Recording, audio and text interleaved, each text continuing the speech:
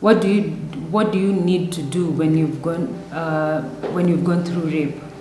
Step number 6 is seek legal redress.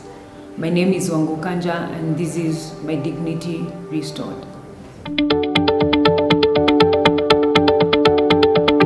My name is Wangu Kanja, and welcome to My Dignity Restored. Thank you.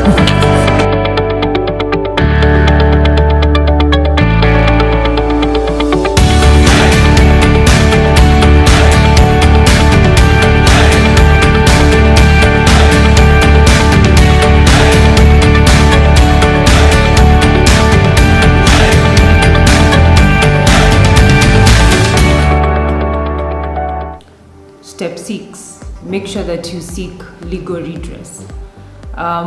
When you go to the health facility, get your medical report and go to the police station to report of the crime or the violation.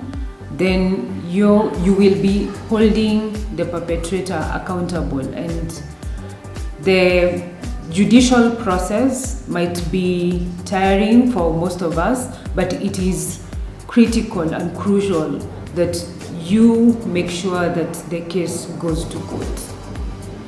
And by so doing, we will ensure that we hold all perpetrators accountable, but most of all, reduce cases of sexual and gender-based violence. And one of the things that I have over time encountered is people get fatigued because of the long hours that we spend maybe in the court or in the judicial system.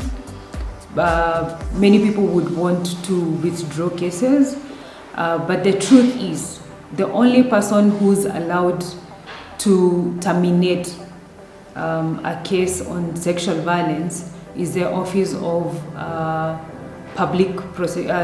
the Director of Public Prosecution.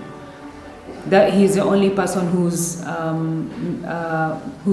has the capacity and the right to terminate cases. And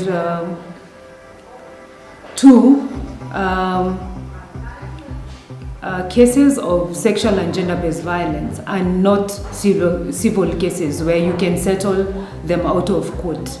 These are criminal cases against the state, and no one can actually terminate or decide to have them settled out of court. And the only way that is in place through the judicial system is to hold the perpetrator accountable, whether it's a parent who committed the crime, whether it's a relative, whether it's a neighbor. We need to hold those people accountable, because if we don't do that, chances of them continuing with the same habit is very high, but also violating other people is very high. So we need to ensure that every single person who has committed a crime, and I'm referring to any form of sexual and gender-based violence, should be held accountable, so that we reduce or minimize the cases in the country. And I'm hoping that as family, as friend, as a community, as a society, you're going to stand with survivors of sexual and gender-based violence. And just in case you have reported a case and you're receiving threats from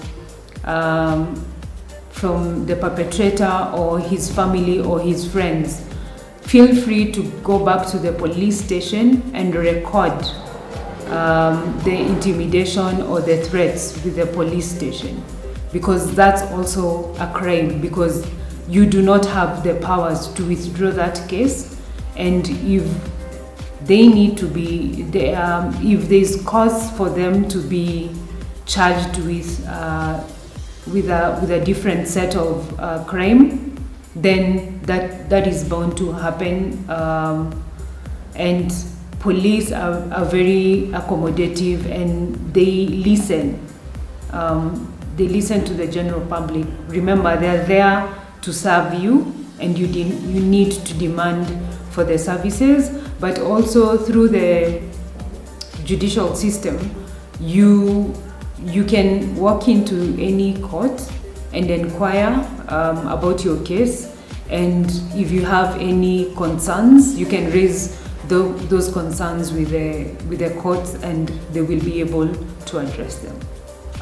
Family members, community, the society, work with survivors of sexual and gender-based violence, because they are not the ones to be blamed here. The perpetrator should be held accountable. So we need to restore dignity to survivors of sexual and gender-based violence and their families by ensuring that they receive justice, or they access justice. Please don't forget to follow us on Facebook, Twitter, Instagram, and subscribe.